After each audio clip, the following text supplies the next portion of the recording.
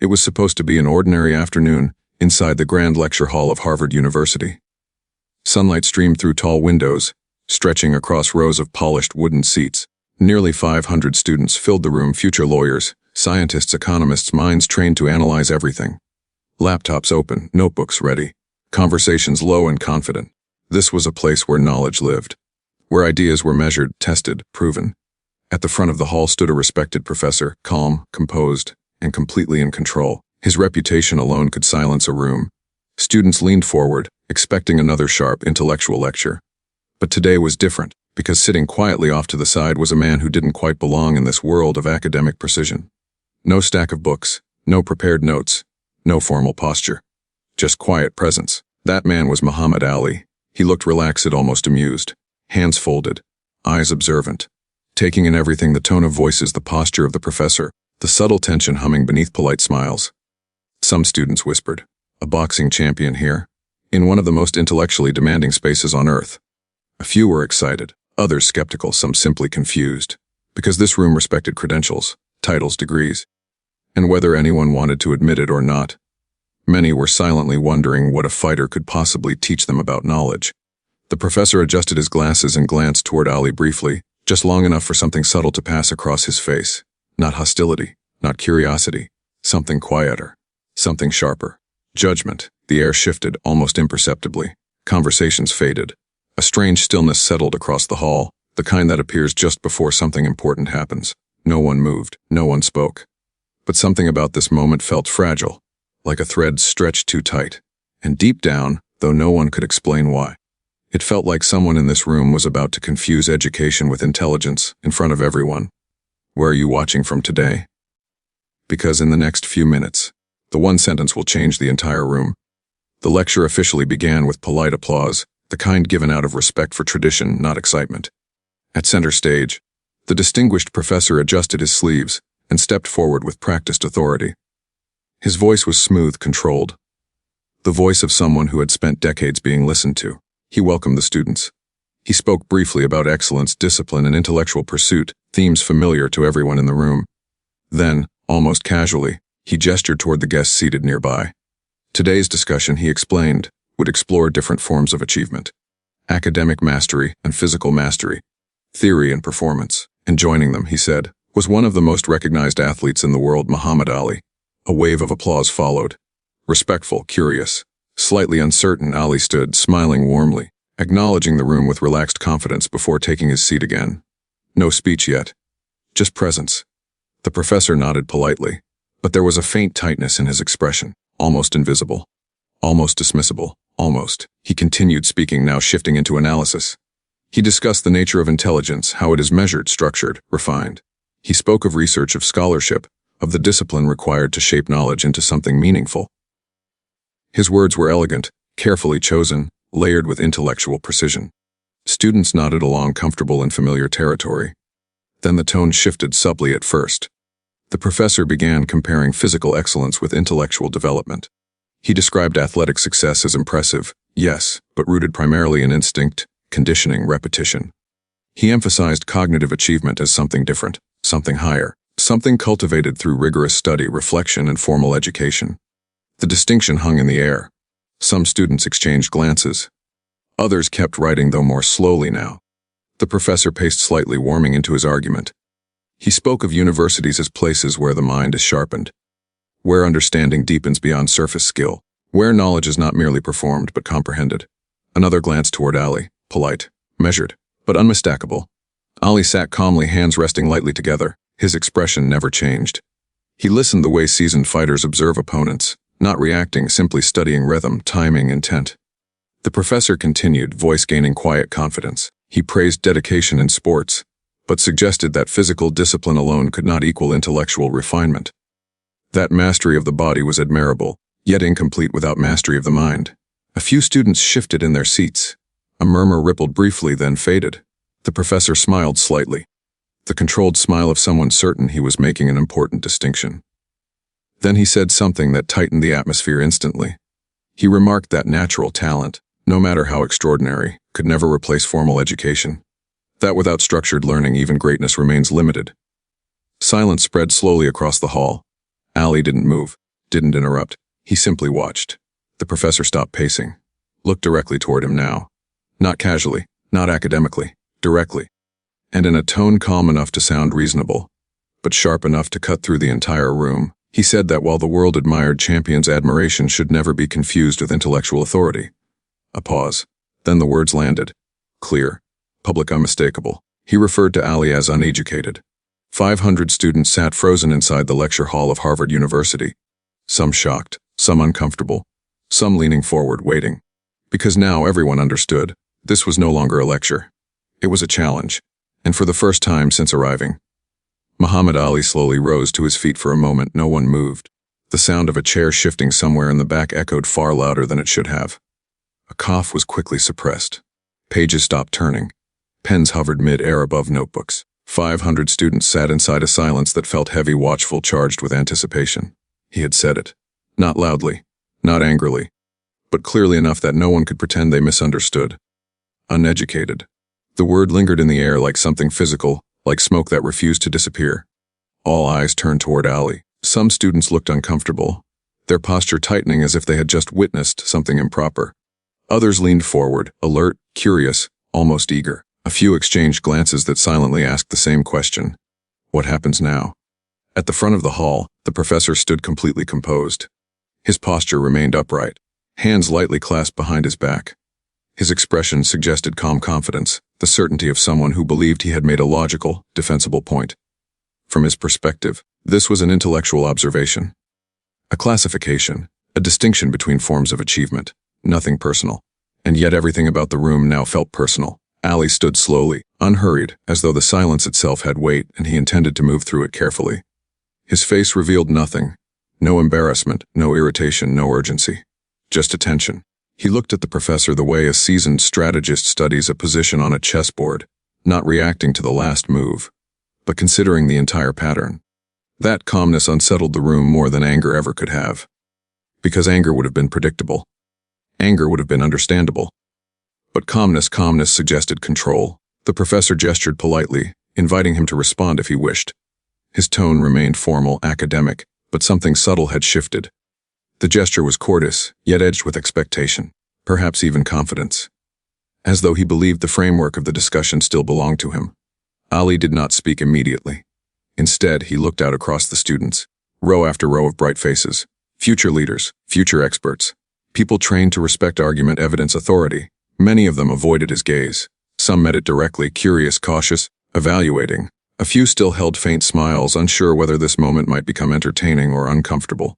Time stretched. The longer he remained silent, the more the emotional pressure inside the room intensified. The professor's earlier words seemed to replay in everyone's mind, growing sharper each time. Uneducated. The label carried more than meaning, it carried hierarchy. It suggested limitation. It implied that everything Ali had achieved existed in a category beneath intellectual recognition. And yet, the man standing at the front of the hall did not appear diminished. If anything, he appeared completely at ease. He took one slow breath, then another. His hands rested loosely at his sides, his posture relaxed, his gaze steady. He did not rush to defend himself. He did not argue. He did not challenge the professor's authority. Instead, he observed. That choice alone began shifting something invisible in the room. Students who expected confrontation now found themselves leaning forward for a different reason, curiosity mixed with uncertainty. What kind of response begins with patience instead of reaction? The professor adjusted his stance slightly. A small movement, almost imperceptible, but enough to suggest awareness that the emotional balance of the room was changing. Not dramatically, not yet, but subtly. Ali finally turned his attention back to him. Not sharply, not defensively, simply present. When he spoke, his voice was soft, calm enough that people in the back instinctively leaned forward to hear. He did not mention the word that had been used against him. He did not question the professor's credentials. He did not challenge the authority of the institution around them. Instead, he asked something so simple it seemed almost out of place in a hall filled with complex academic thought. He asked what the professor meant exactly by education. Just that. No argument, no accusation, no emotion, a question, but it landed with unexpected weight. Because suddenly the room realized something important. The discussion had shifted away from labels and toward definitions. And definitions require clarity. The professor opened his mouth slightly, ready to answer, confident, prepared, intellectually equipped. But before any words came, the silence returned, thicker than before, more focused, because now everyone understood something instinctively. This was no longer about defending reputation. This was about defining meaning itself. And somehow the man who had just been called uneducated was now guiding the direction of the conversation. The silence that followed the question did not feel empty. It felt precise, focused, almost surgical. 500 students sat completely still, their attention locked on the exchange unfolding at the front of the hall. The professor, moments ago confident and composed, now faced something far less predictable than disagreement. He faced definition, and definitions demand clarity. The question itself had been simple. What do you mean by education? No accusation, no defense, just quiet inquiry. For a brief moment the professor seemed relieved. This, after all, was familiar territory, explanation, structure, conceptual clarity. This was the environment where he was strongest. He straightened slightly, voice steady as he began outlining the traditional framework. Education, he explained, was the systematic acquisition of knowledge. Structured learning. Intellectual development guided through formal study. Reading, analysis, comprehension, critical reasoning, all refined over time through disciplined academic training. His words were articulate, precise, well-practiced. Students nodded again, reassured by language they recognized, definitions they had grown up trusting. When he finished, the room settled into a quiet expectation. Now it was the turn of Muhammad Ali. Ali did not respond immediately. He let the explanation rest in the air, as though examining it from every angle. His expression remained thoughtful, not dismissive, not impressed. Simply attentive. Then he spoke. Slowly, carefully. He said that what the professor described sounded powerful, structured, valuable. A system built to organize knowledge and refine thinking. He nodded gently, acknowledging its importance. But then his voice softened further. He asked whether knowledge must always be learned from books, or whether some knowledge is learned from living. A slight shift rippled through the audience. He continued. He asked whether discipline practiced every day, for years without pause, without recognition, without guarantee of success, was also a form of education. He asked whether learning to control fear, to manage pressure, to read people, to understand timing, to adapt in moments where hesitation carries consequences, might also shape the mind, not in theory, in reality. Students who had been sitting comfortably now leaned forward. Something about the direction of his words felt unfamiliar, not argumentative but expanding. Ali began describing experience, not dramatically, not emotionally, but plainly. He spoke of learning through repetition, not memorizing information, but refining awareness. He described how the body and mind must communicate constantly, adjusting, responding, predicting. He spoke of consequences that arrive immediately, not in grades but in outcomes. And then he said something that caused a subtle tightening across the room. He said that when learning happens where mistakes cannot be postponed, learning becomes very honest. No extensions, no revisions, no second drafts, only awareness, adaptation, growth. He paused. The quiet in the lecture hall deepened. Then he shared a brief personal reflection, not as a defense, but as an example. He said that long before crowds, before recognition, before titles, there were years of listening, watching, observing people, studying reactions, understanding emotions, not through lectures but through interaction, through pressure, through challenge, learning not only what to do but when and why. He said that every environment teaches something if a person pays attention. Some teach through books, some teach through experience, some teach through struggle, and all of them shape understanding. A few students slowly lowered their pens. They were no longer taking notes. They were listening differently now. Ali turned slightly toward the professor again, not confrontational, not defensive, just present. He asked whether education must always be formal to be real. No one spoke. The professor remained still, though the confidence that once anchored his posture had softened into concentration. His gaze sharpened slightly, not resisting but reconsidering. Ali continued, voice steady, calm, unhurried. He said that information fills the mind, but experience tests it. Information explains what might happen. Experience teaches what does happen. Information builds knowledge. Experience builds judgment. And judgment, he said gently, guides action. The distinction settled heavily across the hall. This was no longer a debate about credentials. It had become a reflection on how human beings actually learn. Then came the moment that shifted everything. Ali said he wanted to show something, not explain it. Demonstrate it.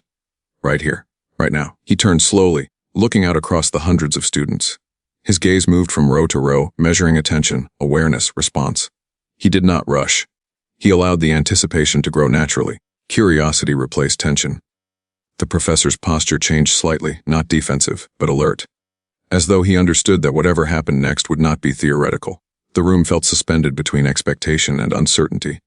Ali drew one slow breath and let it go.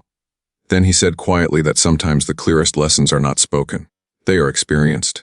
And in that moment, every person in the hall realized something at the same time. The conversation had moved beyond words. Something was about to be revealed, not argued, and no one, not even the professor, knew exactly what form that revelation would take. The room held its breath. No one spoke. No one shifted. Even the quiet background sounds that usually exist in large spaces, the subtle rustle of clothing, the faint creak of seats, seemed to disappear. All attention followed Muhammad Ali. He stood calmly at the front of the hall, not pacing, not gesturing dramatically. Just present. Grounded. As if the silence itself were something he understood, something he knew how to use. He had said he wanted to demonstrate something. Not explain, not debate, demonstrate. That single promise had changed the emotional atmosphere entirely. Moments earlier, the audience had been observing a discussion. Now they were waiting to experience something, though none of them knew what that meant. Ali slowly scanned the room again, his eyes moving deliberately across rows of students. He didn't look at them as a crowd, he looked at them individually, one face at a time, as if measuring attention, awareness, readiness. When he finally spoke, his voice remained soft, but it carried effortlessly through the stillness. He said he wanted everyone to do something simple. Just think. No writing, no analysis, no discussion, just awareness. He asked them to notice how they were sitting, the tension in their shoulders, the rhythm of their breathing, the position of their hands, whether their attention felt steady or scattered. A few students shifted slightly, suddenly aware of things they had not been noticing seconds before. He waited, not rushing them, letting awareness grow. Then he asked them to listen, not to his words, but to the room itself. The silence, the subtle sounds, the presence of others around them, the feeling of anticipation. Again he waited. The exercise was simple, almost disarmingly simple. Yet something unusual was happening. The lecture hall, a place built for thinking, had become a place of noticing. Ali watched carefully. Not just speaking, observing responses. He seemed to register who followed instructions quickly, who hesitated, who resisted, who leaned forward, who relaxed. Without announcing it, he was studying attention in real time. Then he spoke again. He said that awareness like this is learned. Not from reading about attention, but from practicing it, repeating it, relying on it when outcomes matter, when hesitation has consequences. He explained that learning to notice small changes, movement, tension, rhythm, reaction is not theoretical. It develops through necessity, through experience, through environments where awareness cannot be optional. The students listened, but now differently. Not passively, not academically, they were participating. Ali let another stretch of silence pass before continuing. Then he asked a new question, directed not to the room, but to the professor, calmly, respectfully. He asked whether awareness developed through lived experience could be measured in the same way as knowledge learned through formal study. The question did not sound confrontational, it sounded sincere, but its implication spread quickly through the room. Measurement, validation, recognition. The professor's posture shifted slightly. His hands, which had been loosely clasped, adjusted almost imperceptibly. His expression remained composed, but more focused now, more analytical. He began to respond, speaking about assessment frameworks, structured evaluation. His explanation was thoughtful, precise, consistent with academic reasoning. But something subtle had changed. He was responding, not directing. Ali listened attentively, nodding slightly, allowing the explanation to unfold completely. He did not interrupt. He did not challenge. When the professor finished, Ali thanked him quietly. Then he turned back toward the audience. He said that what they had just done, becoming aware of their own attention, required no textbook, no lecture, no theory. Yet they had learned something. They had experienced a shift. He paused, letting the realization settle. Then he asked the professor another question, one even simpler than the first. He asked whether knowledge that changes behavior immediately, without instruction, could be considered learning. The question seemed straightforward. But the room felt the weight behind it, because moments earlier behavior had changed. Students had become more attentive, more aware, more present. No formal teaching had occurred, only experience. The professor opened his mouth slightly, then paused. Not long, just enough to be noticed. He began forming a response, carefully, thoughtfully, but the usual immediate certainty was absent. He was considering, selecting, refining, and the audience saw it. For the first time since the exchange began, the professor needed time, not to defend, but to think. Ali remained completely still, giving him space. No pressure, no urgency, just patience, the same patience he had shown from the beginning. The atmosphere in the hall shifted again, not tense, not confrontational, but deeply attentive. Students were no longer evaluating who was right. They were watching understanding unfold. Ali finally spoke once more, gently guiding the moment forward. He said that information tells us what is true, but experience shows us why it matters. Information can describe awareness. Experience creates it.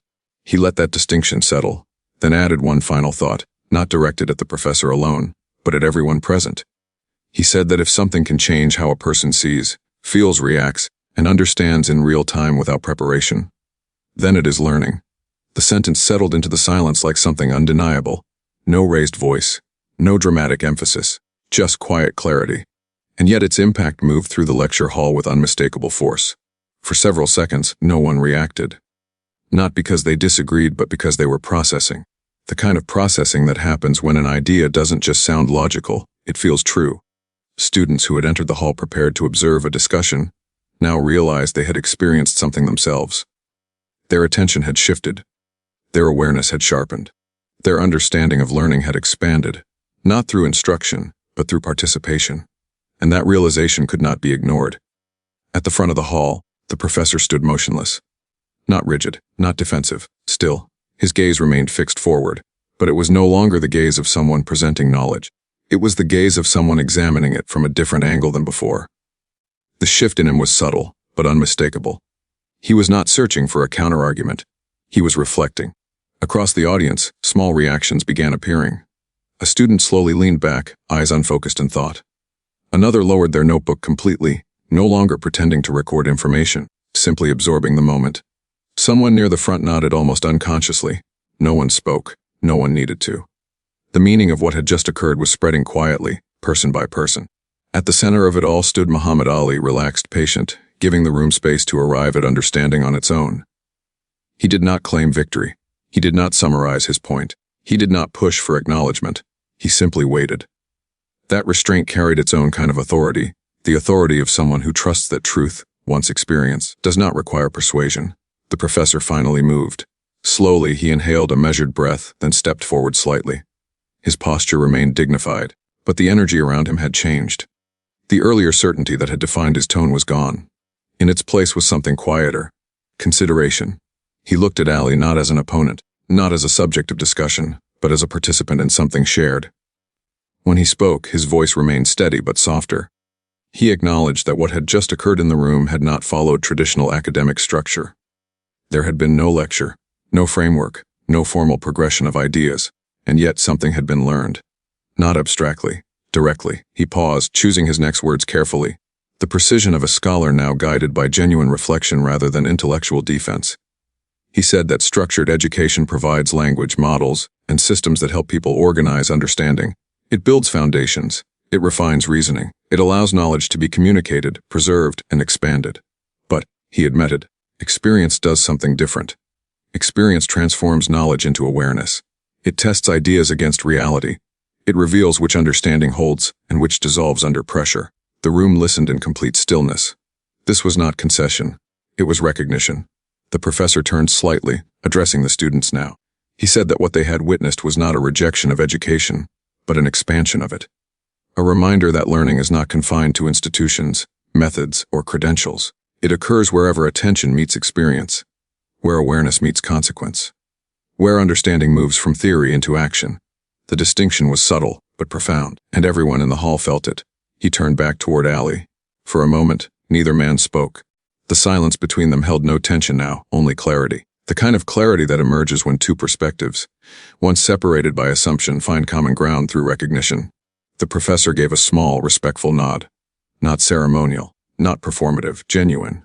The reaction from the audience began quietly, a few hands coming together in soft applause, then more and more, until the entire lecture hall filled with sound.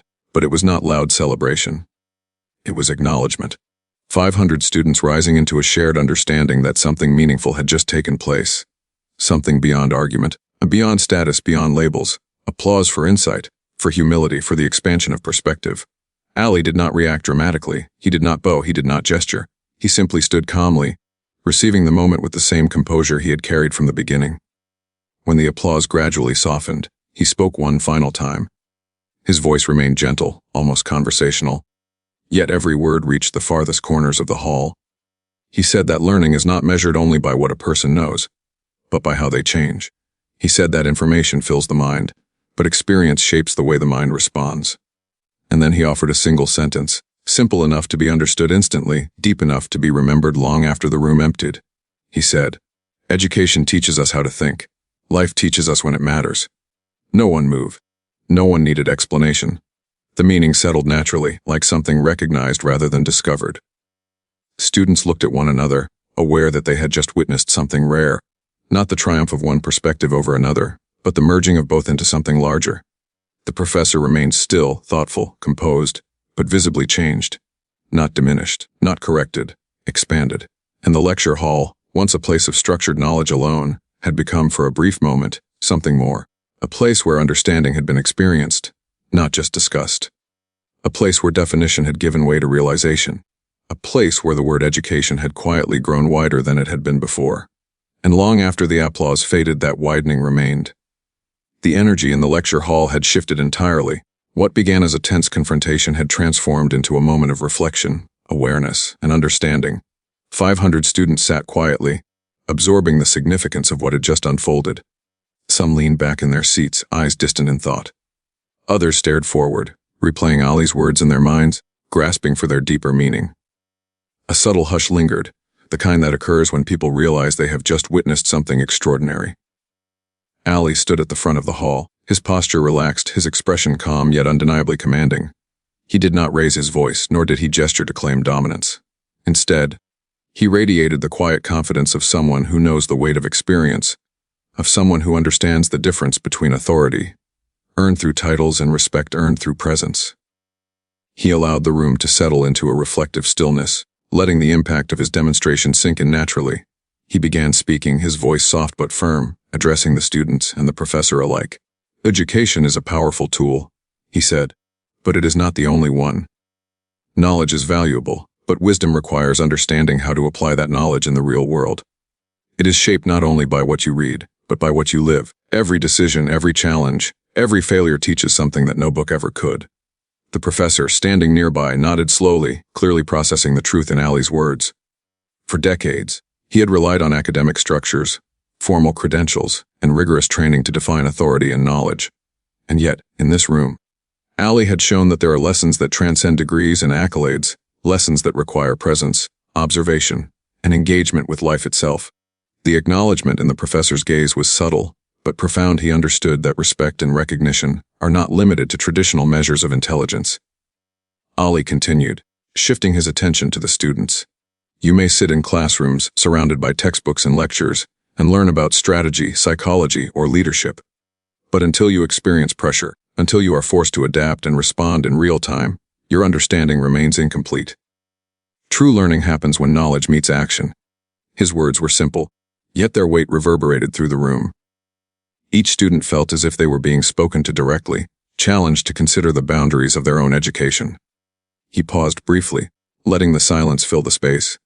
The quiet was intentional, a moment for reflection, for internalization. Respect is not something granted by titles or institutions. Respect is earned through integrity, through consistency, through understanding both yourself and those around you. Every person you meet has a lesson to teach, if you are willing to listen, and every experience, no matter how small, has the potential to teach you something invaluable. The students were no longer passive observers. They had become participants in a lesson that transcended the traditional lecture format. The concept of education had expanded before their eyes. It was no longer confined to textbooks or tests. It had grown to encompass awareness, experience, discipline, and empathy. The atmosphere in the hall was charged not with tension, but with possibility. The possibility that knowledge could be approached in a more holistic way, that learning could take place in unexpected forms. Ali then addressed the professor once more, his tone gentle but resolute. "You have taught them how to think. I hope I've shown them how to feel, to observe, to act. Both are necessary for true understanding. One without the other leaves gaps that can only be filled by experience." The professor's face softened, a faint smile appearing. He understood that this moment was not a challenge to his authority, but a collaboration, a merging of perspectives that enriched the room far more than argument ever could. The students, sensing the conclusion of the experience, began to shift in their seats. Some whispered to neighbors, quietly discussing their thoughts. Others sat back, absorbing the full scope of what they had witnessed. It was rare to see the entire hall so unified in contemplation, a shared understanding that learning is multidimensional, that intelligence cannot be measured by credentials alone, and that every person has something meaningful to contribute. Ali's final words brought the lesson to a gentle close. Never stop learning, and never underestimate where lessons can come from. Knowledge and experience are partners, not opponents. Carry both with you, and you will be prepared for whatever challenges life places in your path. His eyes scanned the room one last time, resting briefly on each section of students, on the professor, on the space itself. There was a quiet power in his gaze, not threatening, but commanding attention through presence alone. The room remained still for a moment longer, absorbing the depth of his message. Then, slowly, applause began. At first soft, tentative, almost reverent. Then it grew, spreading through the lecture hall as students rose from their seats, clapping in recognition of the rare experience they had just shared. It was a collective acknowledgement, not of a victory, not of competition, but of understanding, reflection, and respect earned through action and presence. As the applause died down, Ali offered a small nod and a smile. He stepped back, allowing the professor to address the room once more, now with a quiet humility and a sense of collaboration. The students filed out, talking quietly but with excitement, reflecting on what they had witnessed. Their understanding of education, intelligence, and respect had expanded far beyond what they had expected at the start of the lecture. And as the room emptied, Ali's presence lingered. The lesson was complete, yet its impact would ripple far beyond the walls of that lecture hall. Students would carry it into their studies, their careers, and their lives. The professor would carry it into his teaching, his mentorship, and his interactions. And the subtle but powerful truth would remain: respect, learning, and understanding are earned through presence, experience, and integrity, not solely through degrees, titles, or accolades. The moment concluded not with triumph, but with reflection, leaving everyone in the room with a deeper appreciation for the complexity of learning, the power of experience, and the enduring influence of someone who could teach without raising their voice. Ali walked quietly from the hall, leaving behind a lesson far greater than any lecture, a living demonstration of how true education transcends walls, words, and assumptions. The lesson doesn't end here. More stories of insight, courage, and unexpected wisdom are coming. Share which part of Ali's response inspired you most, the calmness, the demonstration, or the revelation, so we can continue bringing you moments that challenge and expand your understanding of the world.